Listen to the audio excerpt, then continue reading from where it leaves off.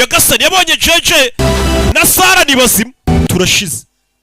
Ujye utinya abana bakuriye igisenyi ku mazi, nta muraba batoga, turashize. Jeje yozuriya muraba.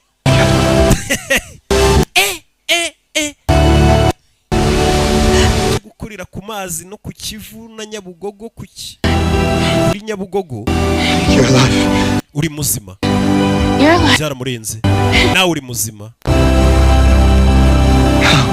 gute muri bazima? Narindi kurohama. Jeje araza atabara ubuzima bwanjye.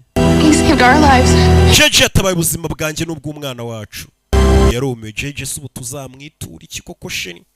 Umurara avuye kandi yabikoze yandisindiye yanyweye n'icyuma, kandi bajya batubwira ngo koga wanyweye niba bari ku murara uri hano. Wogwe n'icyuma kajya no koga byose.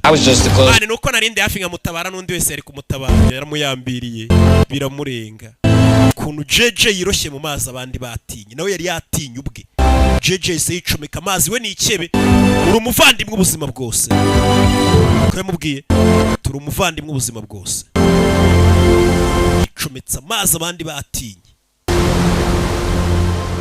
Ndaje turebe episode ya nyuma tuhite dusoza ino season ku mugaragaro.